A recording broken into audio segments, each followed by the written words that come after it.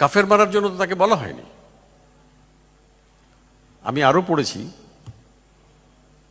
যে রাসূলুল্লাহ সাল্লাল্লাহু আলাইহি ওয়াসাল্লাম যখন মক্কা বিজয় করলেন, যখন তিনি ফিরছেন মক্কায় বিজয়ীর বেশে, তখন তার একজন সাহাবা, তার হাতে পতাকা ছিল, তিনি খুবই উত্তেজিত। খুব স্বাভাবিক, আমরা যখন মুক্তিযুদ্ধ শেষে দেশে ফিরছি তখন তো আমরাও উত্তেজিত ছিলাম, আমাদের হাতে অস্ত্র, আমরা তো আমাদের মধ্যে কেউ কেউ যে অঘটন ঘটায়নি তা না, তাও ঘটিয়েছে। তো সেই সাহাবা খুব উত্তেজিত কণ্ঠে বললেন যে রাসূলুল্লাহ, এখন আমরা সব খতম করে ফেলব।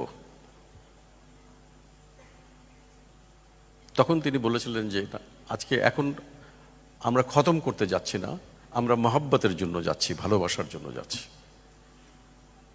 এবং ওই সাহাবার হাত থেকে কিন্তু পতাকা নিয়ে নেওয়া হয়েছিল তার এই উক্তির জন্য, শাস্তি হিসেবে।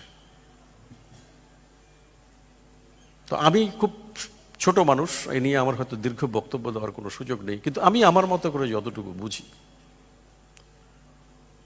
আমার এক এক সময় মনে হয় কি যে যদি এই ছেলেদের আমি পেতাম, তাদের জিজ্ঞেস করতাম যে তোমাদের মধ্যে তো আইএস কথাটা খুব চালু হয়েছে, এদের ঘাঁটি হলো সিরিয়ায় একটা অংশে, ওরা 1000 মাইল দূরে গিয়ে জার্মানিতে বোমা ফাটায়, ওরা ফ্রান্সে গিয়ে ট্রাক চাপিয়ে দেয়, ওরা বেলজিয়ামে গিয়ে বোমা ফাটায়, আমেরিকায় ফাটায়, ইংল্যান্ডে ফাটায়, এমনকি কদিন আগে পাকিস্তানের হাসপাতালের মধ্যেও ফাটিয়েছে, যেখানে অসুস্থ মানুষের আশ্রয়।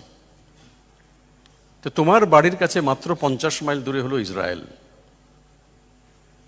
ইসরায়েলকে তো আমরা বলি, ইসরায়েলকে আমরা বলি ইসলামের সবচেয়ে বড় শত্রু, বলি না? তো তুমি 50 মাইল দূরে গিয়ে ইসরায়েলে একটা বোমা ফাটাও না কেন? আমি এই জন্য আইএস মানে আমি কিন্তু ইসলামী স্টেট বলি না, আমি বলি আইএস মানে ইসরায়েল স্টেট।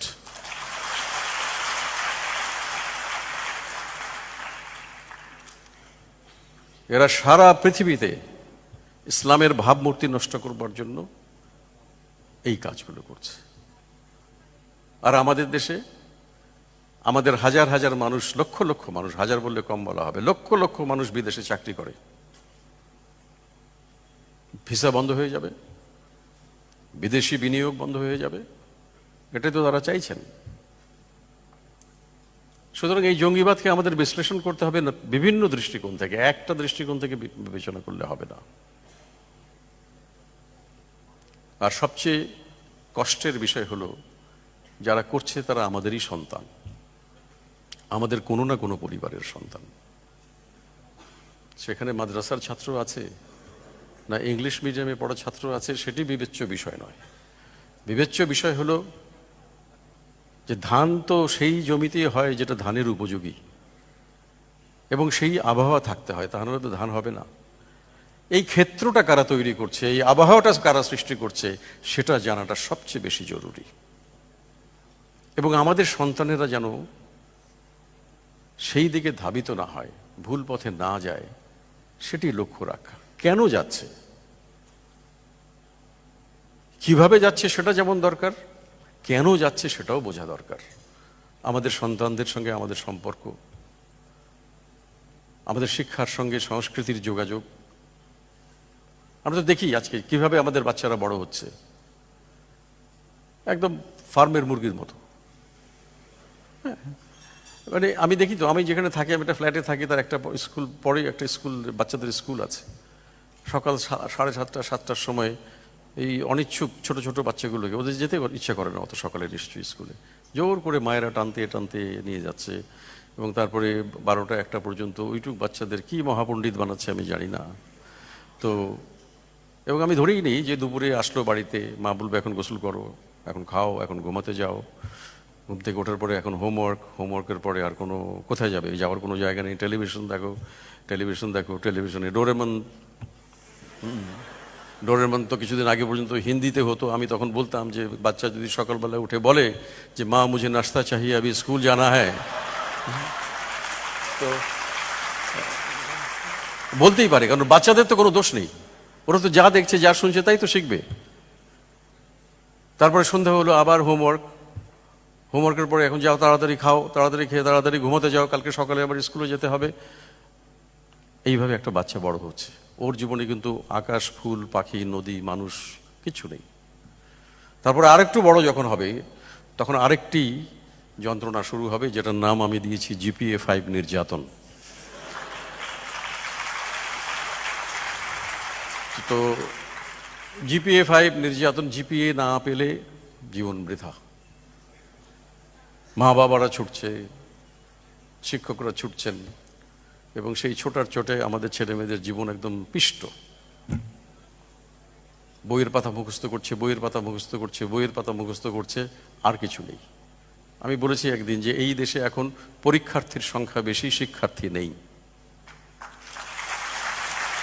সবাই পরীক্ষা দিতে চাইছে, পরীক্ষা নিয়ে ব্যস্ত।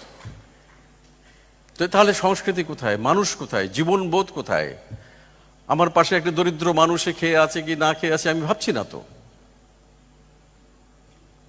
আমার ছেলে, আরেকটি বাড়ির পরিবারের ছেলে একটি মাদকাসক্ত হচ্ছে, আমার কি যায় আসে? আমার ছেলেটাকে কোনো রকমে আমি ধরে রাখছি, এটা তো সম্ভব না। অনেক কথা বলার ছিল, কিন্তু আরেকদিন হয়তো এসে বলবো। কিন্তু আমরা যেভাবে আমাদের সন্তানদের বড় করছি, আমার নিজের মনে হয় যে এটি সঠিক না। ভালো রেজাল্ট করতে হবে, লেখাপড়া করতে হবে, নিশ্চয়ই করতে হবে। আমি অনেক বাবা মাকে বলেছি যে আপনার ছেলে মেয়েদের আপনি গল্পের বই পড়তে দেন, কবিতার বই পড়তে দেন, অ্যাডভেঞ্চারের বই পড়ুক, গোয়েন্দা কাহিনী পড়ুক, ভ্রমণ কাহিনী পড়ুক, ইতিহাসের কাহিনী পড়ুক, জীবন কাহিনী পড়ুক, পড়তে দেন। যত পড়বে ওর মস্তিষ্ক তত সতেজ এবং সজীব হবে। এবং তারপরে ও যখন বইয়ের পাঠ্যপুস্তকটা পড়তে যাবে, তখন যে জিনিসটা বুঝতে ওর 3 ঘন্টা সময় লাগতো, সেটা ও 30 মিনিটে শিখতে পারবে। অন্যথায় সে কি করছে? সে খালি বইয়ের পাতা পড়ছে, ক্লাসের বই পড়ছে, ক্লাসের বই পড়ছে, ওর মস্তিষ্ক তো শুকিয়ে যাচ্ছে, ও তো ক্লান্ত হয়ে যাচ্ছে। এই ক্লান্ত মস্তিষ্ক নিয়ে তো ভালো ছাত্র হতে পারে না। এটা অনেক বাবা মা বুঝতে চান না, এটা আমাদের বোঝাতে হবে। শুধু ভালো রেজাল্ট করলেই তো, আর শুধু লেখাপড়া করে। আমি একজন মায়ের সঙ্গে কথা হয়েছিল, আমি একটু সময় নিয়ে নিলাম বেশি। আমার একজন মায়ের সঙ্গে কথা হচ্ছিল, আমরা এক ফ্লাইটে আসছিলাম সৈয়দপুর থেকে। উনি বলছেন যে এই যে আপনাকে পেয়ে ভালোই হয়েছে, আপনি শিক্ষামন্ত্রীকে গিয়ে একটা কথা বলবেন যে এই যে আপনারা কারুকলা শুরু করেছেন স্কুলে পড়ানো, এটা পড়ে কি হবে? আমার ছেলে কি জয়নুল আবেদিন হবে? তারপরে বললেন যে আপনারা শরীরচর্চা বাধ্যতামূলক করেছেন, এতে তো লেখাপড়ার খুব ক্ষতি হচ্ছে। তো একজন মা বলছেন যে বাচ্চার কথা এইভাবে বলছেন। তো আমি তখন ওনাকে বললাম যে আচ্ছা, আপনার বাচ্চাকে আপনি কিভাবে মানুষ করতে চান? বলে না, লেখাপড়া শিখবে, ভালো চাকরি করবে। আমি তো নিশ্চয়ই, আমরা সবাই চাই যে আমাদের ছেলেমেয়েরা লেখাপড়া শিখে ভালো ফল করবে, ভালো চাকরি করবে, ব্যবসা করবে, অনেক টাকা আয় করবে। আমি একটা নিশ্চিন্ত জীবন যাপন করবো, ছেলেমেয়েরা আয় করলে তো আমরা নিশ্চিন্ত। তা আমি বললাম যে আপনি ক্রিকেট খেলা দেখেন? মানে হ্যাঁ দেখি, আমরা বাড়ি শুদ্ধ সবাই খুব ক্রিকেট খেলা পছন্দ করি। তাই আমি বললাম যে আপনার প্রিয় খেলোয়াড়কে? এটা কয়েক মাস আগের কথা। তো উনি বলছেন যে সাকিব আল হাসান। তো আমি বললাম যে আপনি কি জানেন যে সাকিব আল হাসান কয়েকদিন পরে IPL খেলতে যাচ্ছে ইন্ডিয়াতে? তো উনি ওখানে মাস 1.5 থাকবেন, কলকাতা নাইট রাইডার্সের হয়ে খেলবেন, এবং সব খেলা যে খেলবেন এমনও না, কিছু খেলা খেলবেন, কিছু খেলা খেলবেন না। তো উনি কত টাকা পাবেন আপনি জানেন? তো বলে না, জানি না। আমি বললাম যে প্রায় 3.5 কোটি টাকা পাবেন। তো কেউ কি জিজ্ঞেস করে যে সাকিব আল হাসান আপনি কি GPA-5 পেয়েছিলেন কিনা?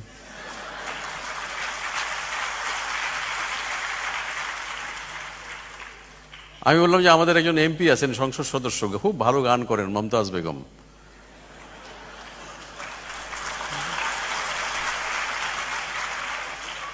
তো উনি গান করতে কত টাকা নেন আপনি জানেন?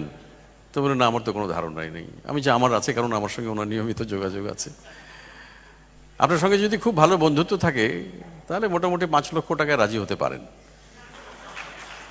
আর যদি না থাকে তাহলে 10 লক্ষ টাকা, আর যদি বিদেশে নিয়ে যান তাহলে 25 লক্ষ টাকা।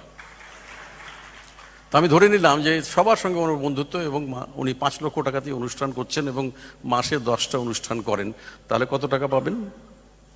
50 লক্ষ টাকা। কেউ কি জিজ্ঞেস করেন যে মমতাজ বেগম আপনি ম্যাট্রিক পাস করেছেন কিনা?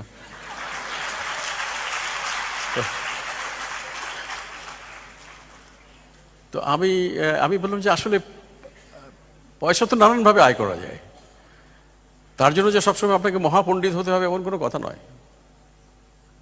আমি বলছি না যে আপনার ছেলেমেয়ের লেখাপড়া আপনি বন্ধ করে দিয়ে তাকে ক্রিকেট খেলতে নামিয়ে দেন, সেটা বলছি না। কিন্তু সাকিব আল হাসান তো মাস্টার্স পাস করা ছেলে, আমি জানি। কিন্তু কথাটা হলো যে আপনারা যেভাবে দেখছেন জীবনটা কিন্তু এরকম নয়। আমি আরও বললাম যে আমাদের একজন বিখ্যাত শিল্পী কাইয়ুম চৌধুরী মারা গেছেন কিছুদিন আগে। তার একটা পেইন্টিংয়ের দাম এখন, একটা তেল রঙের পেইন্টিংয়ের দাম 30 থেকে 50 লক্ষ টাকা একটা। তো কেউ তো জিজ্ঞেস করেন, কোনোদিন খোঁজ করেননি যে কাইয়ুম চৌধুরী কি পাশ করেছেন। সুতরাং মানুষের মেধার বিকাশ নানানভাবে হতে পারে। আমাদের সন্তানদের মধ্যে কিন্তু সেই সম্ভাবনাগুলো আমরা দেখবার কোনো চেষ্টা করি না। আমরা শুধু পাস, রেজাল্ট, ভালো রেজাল্ট, ক্লাসে তো একজন ছেলে ফার্স্ট হবে, একজন ছেলে সেকেন্ড হবে, তাই বলে যারা ফার্স্ট সেকেন্ড থার্ড ফোর্থ এগুলো হবে না তাদেরকে আমরা বঙ্গোপসাগরে ভাসিয়ে দেবো? আমি তো বুঝতে পারি না। তাদের দিয়ে আর কিছু হবে না। আমি জানি না জামান ভাই কত ভালো ছাত্র ছিলেন,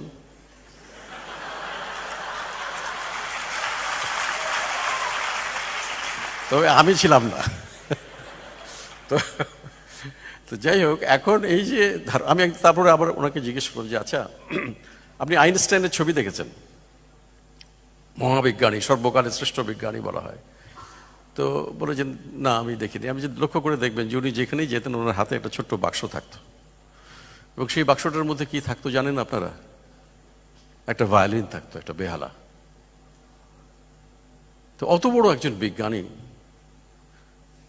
তার যদি বেহালা শেখার সময় হয়ে থাকে এবং বেহালা বাজানোর সময় থাকে, তা আমরা এমন কি পণ্ডিত হয়েছি যে আমাদের একটু গান করার সময় হবে না, একটা কবিতা পড়ার সময় হবে না, একটা ছবি আঁকার সময় হবে না? আমরা তো সেই ছেলেমেয়েদের সেই সুযোগগুলো দিচ্ছি না।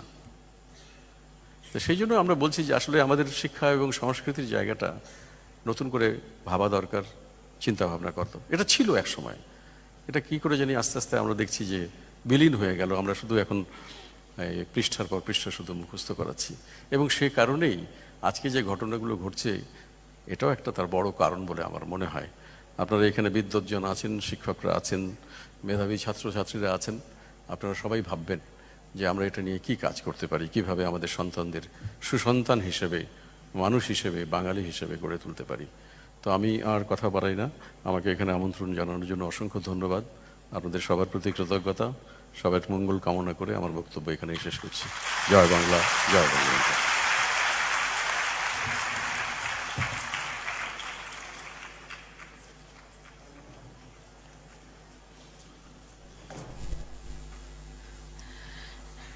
ধন্যবাদ। আলোচনা সভার পরে থাকবে ছাত্রছাত্রীদের পরিবেশনায় গীতি আলেখ্য বঙ্গবন্ধু বাংলাদেশ জাতীয় সংহতি।